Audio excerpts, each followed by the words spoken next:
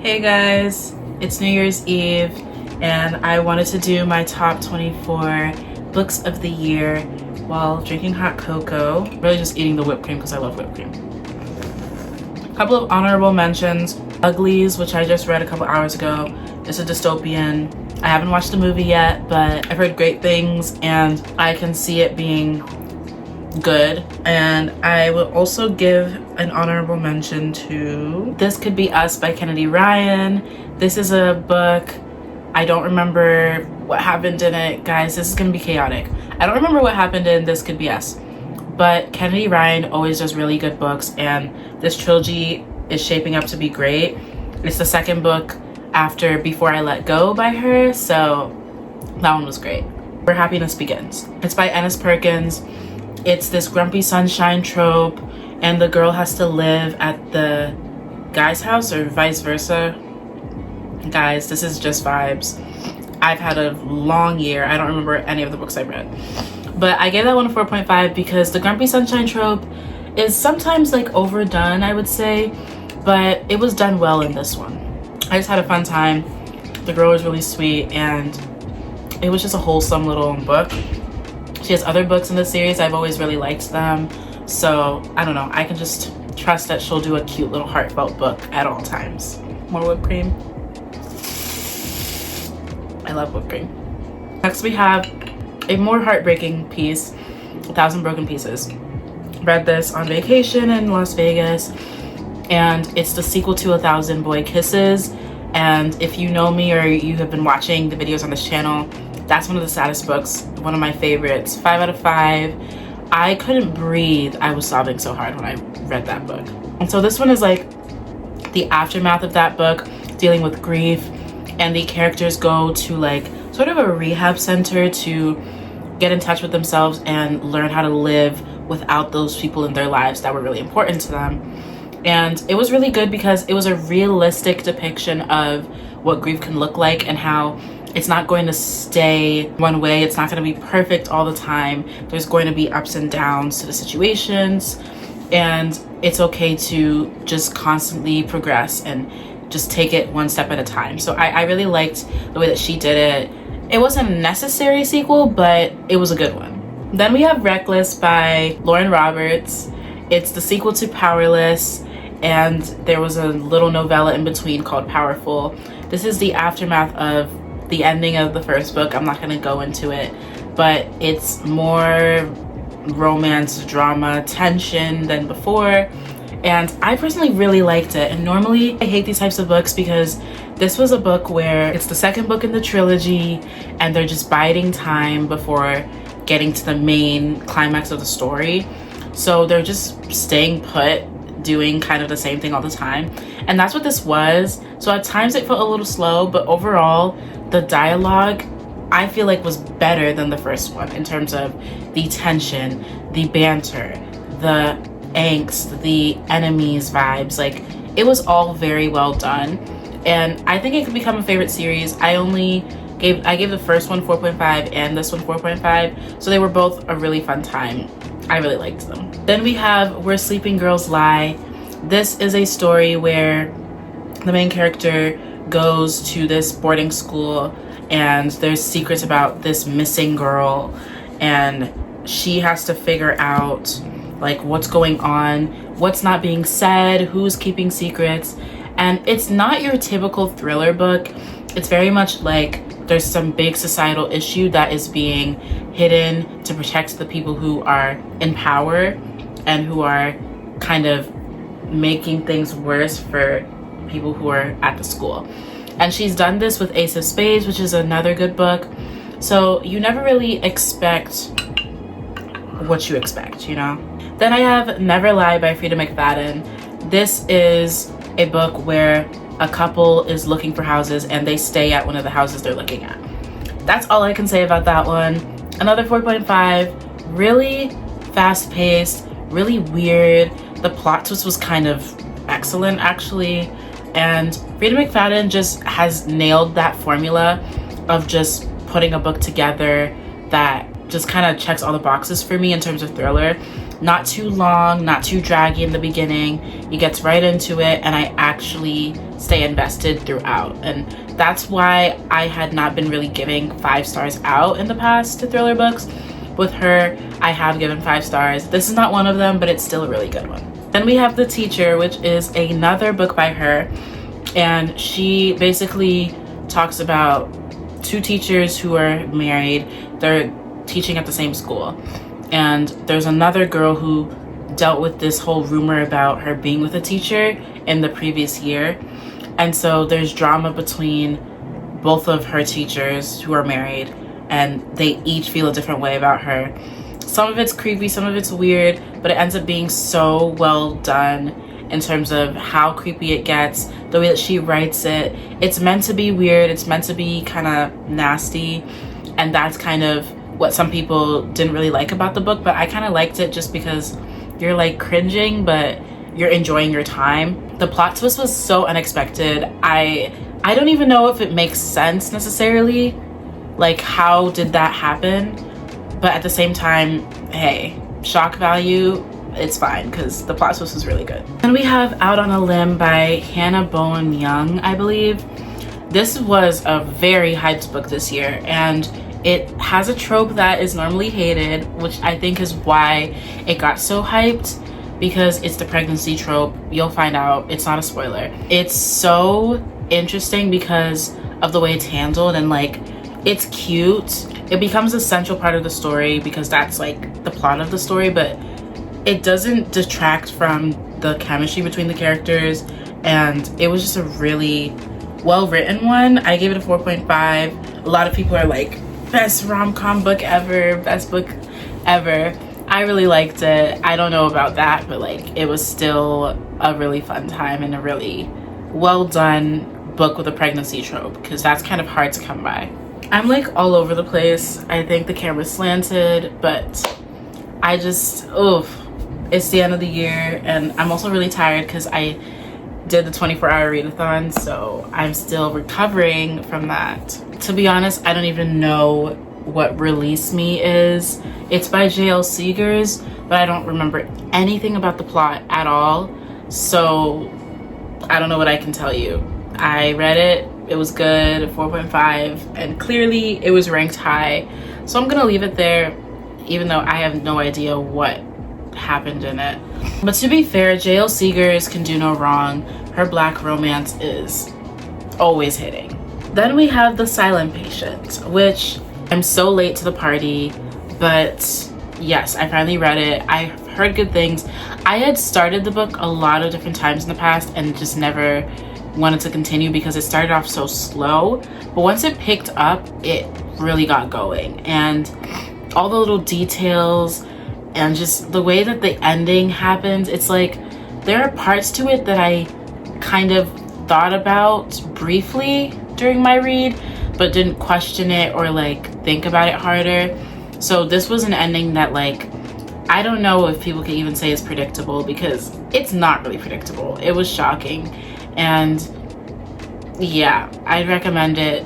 Slow sometimes, not my favorite thriller, but also it's understandable why it's such a favorite for fans. We're down to 15, which is The Reappearance of Rachel Price. Another one I don't really remember how it ended, but it's by Holly Jackson, and she wrote the Good Girls Guide to Murder series, so you know she will eat every single time. Just looking back at the little flap, I remember everything, and it was pretty crazy. It was about this girl who lost her mom, but not like she died, just that she disappeared. And then randomly they started to do a documentary about it, and then the mom comes back. And there's so much that hasn't been answered, so many questions involving the disappearance, and it was such a good read. I think Holly Jackson also just mastered the thriller writing style. So I would say she's the good YA thriller writer, and then Freida McFadden's the good adult thriller writer, and they both just nail it every time. So these top 14 are all really, really highly rated ones. So Love Radio is my number 14. Again, I don't really remember the plot. All I remember is that it was a really good YA Black romance. And one guy was like into radio stuff. The other girl was very closed off, and he was just really sweet to her. And my favorite scene in the whole book is when he's helping her take out her braids, because that's a cultural thing that Black girls can really relate to. And I felt like it was done so cute, so well. It just added to those little moments that made them so cute together. The writing just worked for me. And I think I would reread it, especially because I don't remember everything about it. And I see that this is a pattern, so this video will be really interesting in post. But the year felt like 2 years, and I feel like I'm failing by forgetting everything I read. But I did love that one. Number 13 is Confessions of an Alleged Good Girl. And I loved this one. I think what makes it so special is, again, the Black culture, but especially the Black church culture, and how they don't want to have conversations about the important things like sex and sex safety and sex education and all of that.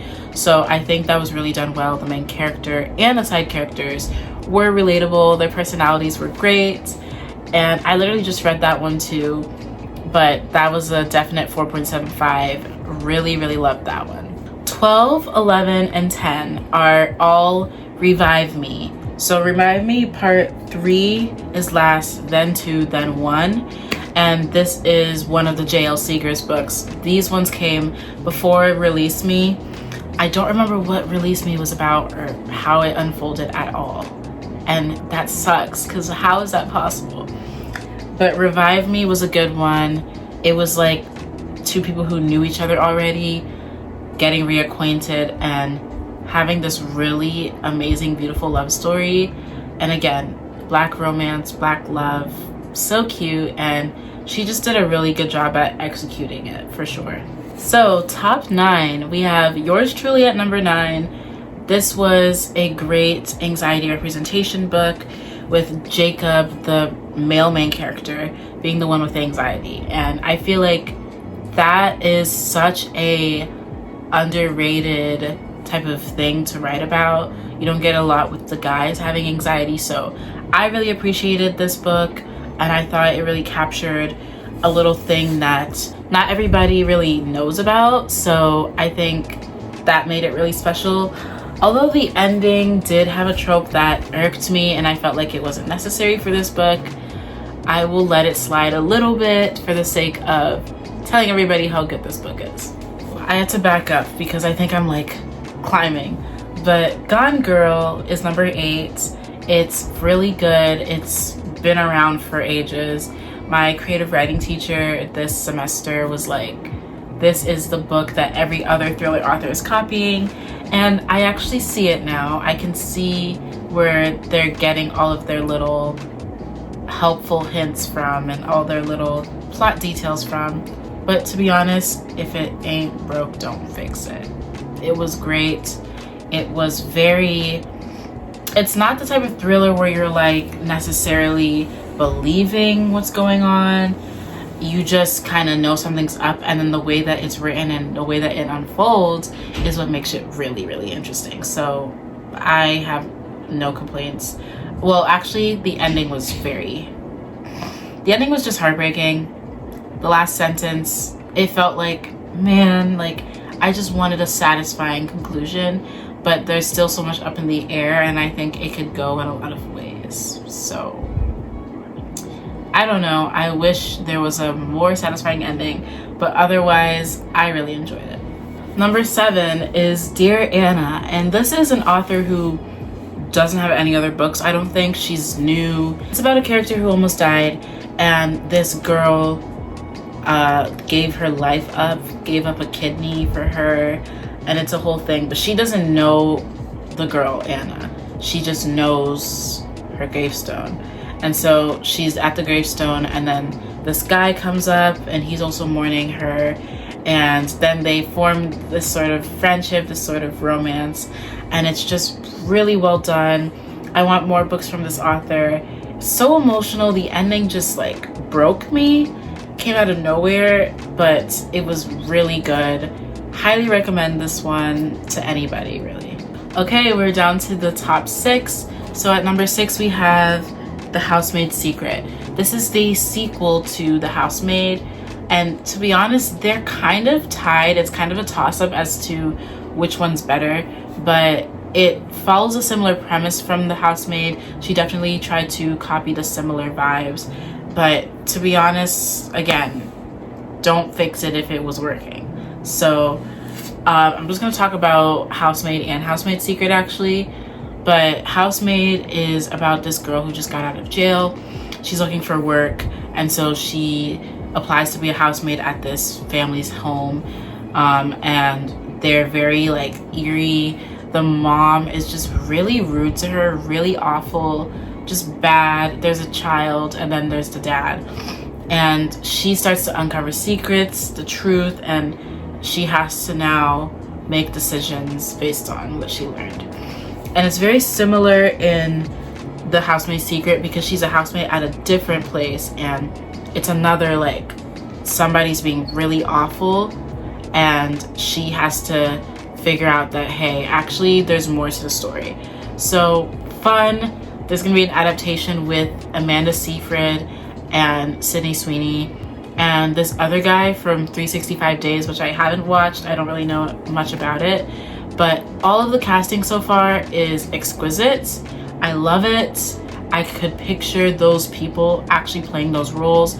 And I think it's gonna be a really great adaptation. I'm excited to see what they do with it. It'll be very creepy, very eerie, but it'll be fun. Number 4, we have Taming 7.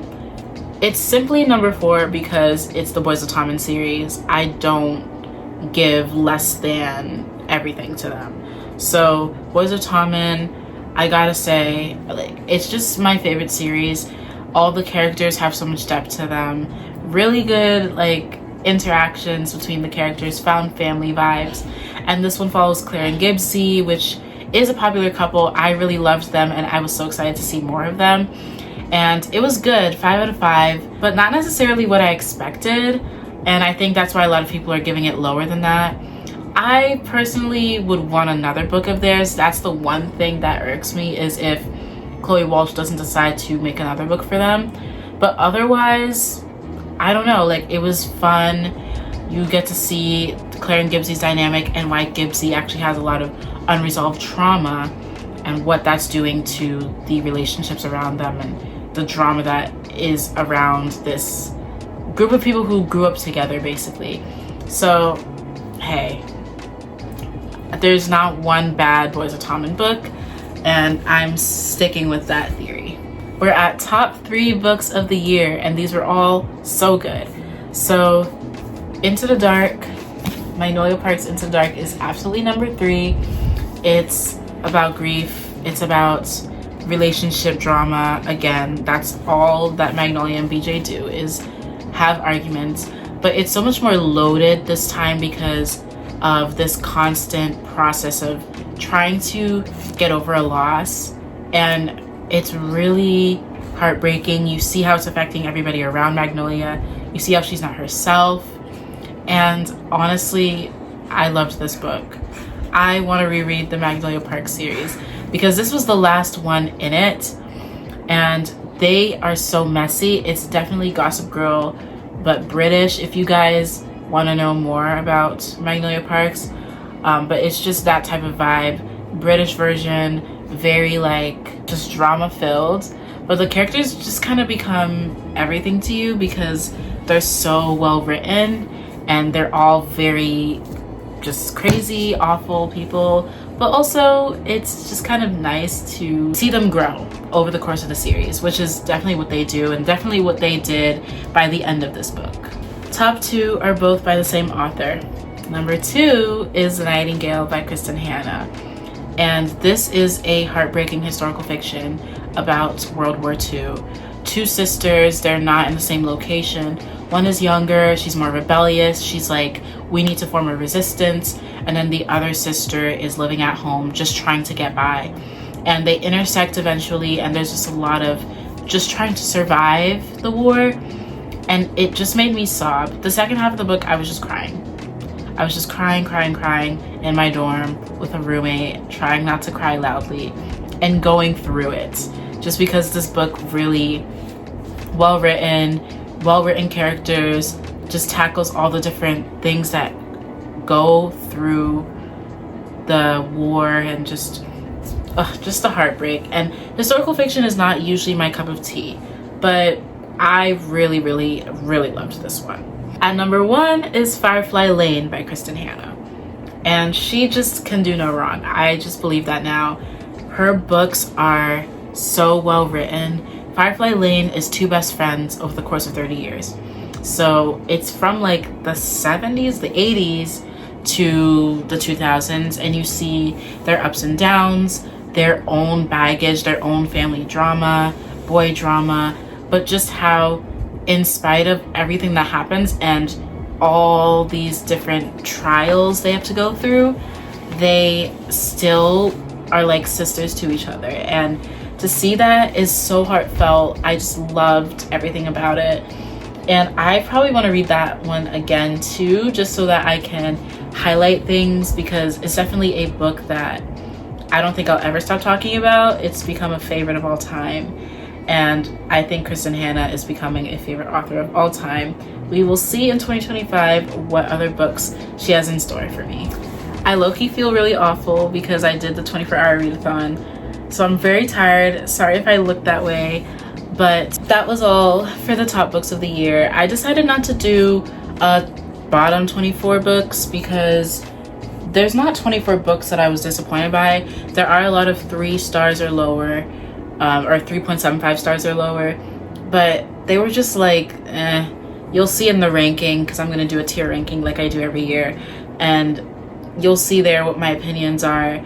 But I wanted to focus on the top books just because I had a crazy year. It was a long year, and I feel like I read so much, forgotten most of it, but there are still so many standouts, and this year was still good. I learned not to focus on the amount of books you read, but the quality of them. And I definitely learned that in the last couple of months, reading really great books. So I would definitely recommend that when you set your goal. It's okay to change it or lower it throughout the year if you feel like it's no longer attainable with other things in life getting in the way. But yes, that is all for today. Stay tuned for future videos. Like and subscribe, comment anything about the books I talked about, and I will see you guys next time. Bye.